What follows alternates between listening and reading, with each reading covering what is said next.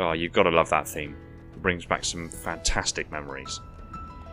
Hey guys, welcome back to Installation 00. Halo 3 was the golden era for Halo. I spent countless hours playing the campaign over and over again, alone, in co-op, with friends online, as well as the multiplayer being, to my mind, one of the best iterations of online gaming in history.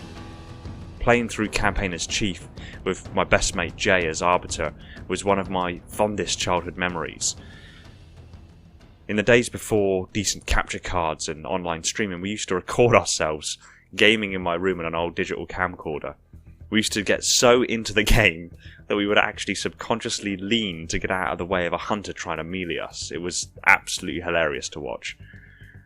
Having Chief and Arbiter still in the lore is really surreal for me to see how these characters have developed over such a long time span, considering that Chief has been there since Halo CE back in 2001, and Arbiter arrived in Halo 2.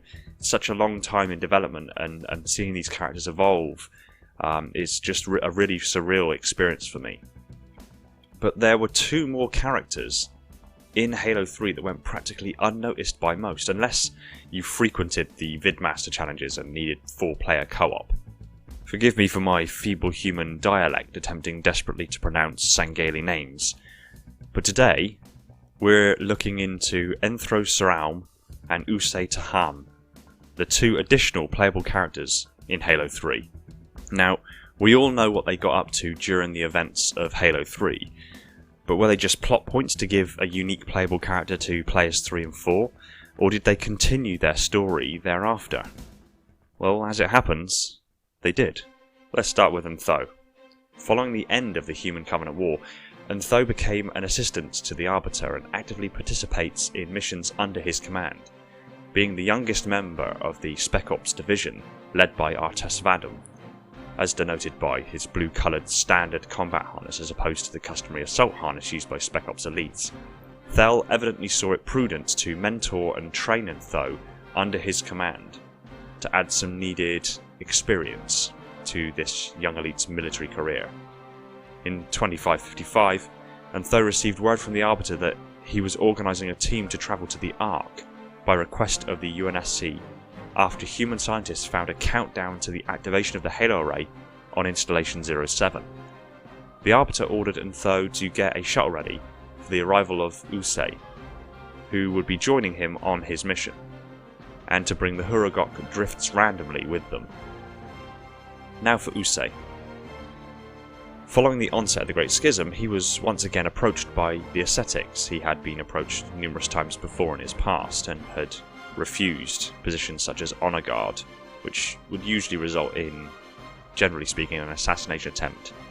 But he was so honourable and so skilled that nobody ever actually put the metal up to attempt it. But he was approached by the ascetics to become one of the emissaries to the Navy of the Swords of Sanghelios. He eventually became a liaison to the United Nations Space Command and remained active following the end of the war. He also served as a valued liaison between several Sangheili factions and feuding keeps. In addition, Taham increasingly diverted his attention to dealings with his family's keep and the legacy of Taho Sumai. Taham helped resurrect the ascetic guard, allowing its members to battle the Jurahane. In 2555, he served the Arbiter during the ongoing civil war that encroached Sanghelios. Upon learning of a plot to assassinate Thel Vadam, Usze helped track down half a dozen conspirators and either killed or interrogated them. The interrogated Sangheili revealed that the plan was engineered by Utar Bemet, and Usze travels to his location in Kishtani, Tolvus, aboard a Banshee. Utar attempted to convince Usze to join him against the Arbiter and humanity, though he refused. A duel began between the two in which Usze feigned incompetence. Utar overestimated his skills and was taken by surprise when Usze avoided his attack, which gave Usze an opening to kill the rebel Sangheili. After the mission, though he wished to return to his keep, the Arbiter ordered for Usze to visit his own keep. Upon arriving in Vadam, the Arbiter informed Usze that UNSC scientists had discovered that the Halo Array's firing sequence had been activated. Thel assigned him and Ntho to lead the Swords of Sanghelios half of the joint human Sangheili team. tasked with journeying to Installation 00 with intentions of deactivating the sequence. And so began Operation Firestorm, the events of which you can find fully fleshed out in the book Halo: Hunters in the Dark. After taking the shuttle up to the Corvette Mayhem, the Sangheili pair travelled to Earth. Upon arriving, they descended in a Phantom onto an airfield near the deactivated portal in Kenya, Africa. Untho and his aide Usze and the Hurugok Drifts randomly were there to greet the humans that were waiting for them. They soon proceeded to the Research Center Alpha, where the Hurugok began its work on reactivating the portal. 2 days after their arrival, Untho went outside near a tree to practice his energy sword. He was approached by Spartan Frank Kodiak, who requested they do some sparring together. Untho agreed, but soon found Kodiak wasn't there to spar, he was there to fight him. After asking why he was fighting him, Kodiak reminded him he had cut off his arm in the war. Kodiak, however, decided he shouldn't kill him, as it would be in violation of the mission. At that moment, Drifts randomly activated the portal, causing an earthquake that made the tree Untho was standing next to fall on him. Kodiak decided to spare his life and cut the tree with the sword, allowing Untho to escape. It was at that moment the team noticed a Retriever Sentinel exiting the portal. As the massive construct began collecting resources from Earth's surface nearby, Usze grabbed Vale and escaped the Retriever's path of destruction, with Drifts randomly following close behind. The Retriever was engaged and destroyed by UNSC cruiser Endeavour. After the Retriever was destroyed by UNSC forces, all members of the expedition team met aboard Mayhem, at Untho's request. When Captain Annabella Richards insisted that they required her superior's permission before entering the portal, Untho regardlessly moved the Corvette towards the portal, as he and Usze felt that they could not waste time waiting for administrative consent. As they prepared to enter, Mayhem was attacked by another Retriever Sentinel. The Corvette managed to destroy the Sentinel and continued through the portal. The trip only took several hours rather than several weeks, as expected, due to an increase in the portal's power by Monitor 000 Tragic Solitude. Upon exiting slipspace, Mayhem was attacked by a dozen of heavily armed Retrievers, and the Corvette ultimately crash-landed on the surface of the Ark. The mission's team, consisting of Usze, Untho, Kola Bouth, Zon Vadum, Vale, Richards, Holt, Spartan Frank Kodiak, Luther Mann, Henry Lamb, 10 UNSC Marines, and Drifts randomly, left the Mayhem and began venturing towards the Ark Citadel to stop the Halo Array's activation. After encountering peaceful Ulf Murray, colloquially known as Sky Leviathan or Space Whale, the group was attacked by a pack of blind wolves. The group remained silent and still at Vale's insistence, and the blind wolves moved on. However, they were promptly attacked by Shafka. During the skirmish, Vale was knocked unconscious and was subjected to psychotropic effects generated by an agent released by the Chufka, which caused her to leave the area with the animal. When Vale's disappearance was noticed, Richards ordered Usze, Holt and Lamb to track her down by following her footprints in the snow, leading towards the centre of the Ark, while the rest of the team continued towards the Citadel. While searching for Vale, Usze, Holt and Lamb lost communications with the rest of the team, and increased snowfall prevented them from following Vale's footprints. The group resolved to continue to the Citadel, hoping to either encounter Vale or the rest of the team. Along their journey they were attacked by 4 Amiga constructs. The Amigas attempted to kill the group by rolling trees and rocks down mountains towards them. Having barely avoided the attacks, the 3 chose to make a stand against the Amigas and destroyed the constructs. The Amigas arrived at their location via slipspace portals, though Usze and Holt, with some help from Lamb, managed to destroy most of the Amigas, while the surviving constructs fled. However, the Amigas' attack further displaced the group from tracking down Vale's location. As they continued towards the Citadel, the 3 were suddenly attacked by a mobile carnivorous plant, which forced them to take cover in a nearby cave upon a cliffside. However, communications were enabled between both groups by Tragic Solitude, allowing Holt to contact Spartan Kodiak and request for support. Kodiak arrived and engaged the plant, allowing Usze to sneak around behind it and kill it with his energy sword. The Citadel team, consisting of Untho, Lutherman, Spartan Kodiak, Von Vadum and Kola Baoth, began their expedition to the Citadel and soon found a mammoth-like creature which, to their surprise, carried them straight to the Citadel.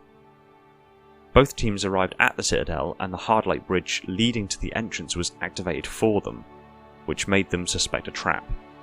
Untho told Lutherman of his experiences of the battle that happened in and around the Citadel during the events of Halo 3, and that it was one of the best days of his life.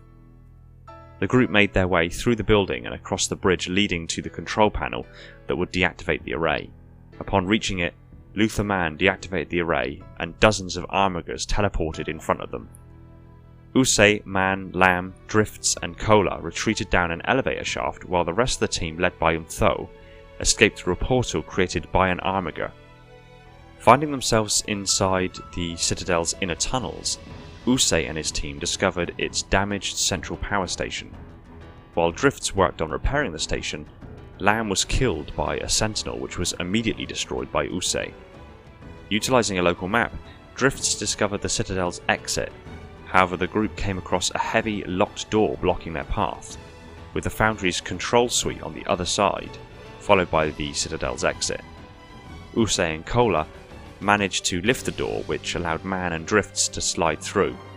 While waiting for Drifts to gain access to the controls to open the door, the two Sangheili were ambushed and attacked by dozens of armigers.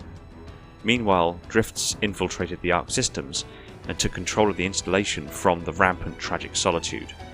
By the time Drifts managed to open the door, Usze and Kola had defeated the armigers, though they were moderately wounded. While this was happening, the other team, led by Untho, made their way through and found a room with Olympia Vale and the Ark's monitor inside but couldn't enter due to an energy barrier. Vale was then attacked by a cyborg created from Kodiak's brother, Bobby, and a fight between the two ensued. Untho, Zon, Kodiak and Holt went and found the monitor's data stores and started firing at them, causing the energy barrier to fail.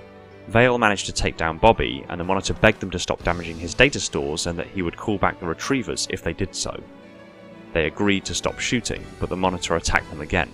This time it was Bobby who lunged at the monitor and pierced it with his bladed forearm, but he was killed when the monitor exploded, much to Frank Kodiak's dismay. While Drifts maintained control of the Ark systems, the Spartans, Untho and Zon located Vale and engaged the monitor. After they managed to destroy Tragic Solitude, Usze, Kola, Man and Drifts arrived and regrouped with the rest of the team. Untho, Uze and the rest of the team then found their way to the surface and headed back to the ship. Not long after, several UNSC ships exited slipspace above the Ark. UNSC Witness soon found Mayhem and brought it and everyone back to Earth. Untho offered his condolences to Kodiak for the loss and apologised for maiming him during the war, recognising the anger Kodiak must have felt at that action despite the fact that Sangheili wear their battle scars with pride. Kodiak forgave Untho and the two thanked each other for saving the other's life. Untho offered to arrange for Kodiak to visit Sanghelios sometime, but Kodiak politely refused. And that is all the information we have regarding the activities of Untho and Usze, the two additional characters featured in Halo 3's campaign. They are two Sangheili that go much further than just additional playable characters in Halo 3 for co-op. Usze is an independent, resourceful and vigilant Sangheili. Usze is notably honourable and was considered worthy enough to be recruited by the Ascetics. He is known to display a tempered zeal in combat that is considered to be unusual for a warrior of his relatively young age, while Untho's romanticised nationalism is emblematic of the Sangheili. He has developed a healthy respect for humanity, not for their physical abilities or martial prowess, but for their audacity and their resolve. Both of them are very interesting characters, and I hope to hear more from them in the future lore. Thanks for watching. Stick your comments down below and I look forward to what you have to say.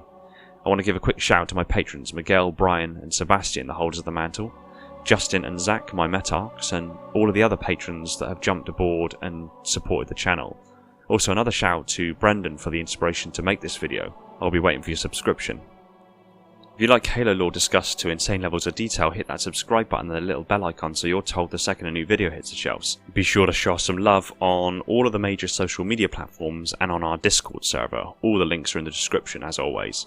If you really love the channel, consider heading over to Patreon and supporting the channel over there. It would mean the world to me and would free up more time for me to put into this content and other Halo related goodness. Take it easy everyone. Find peace in the domain.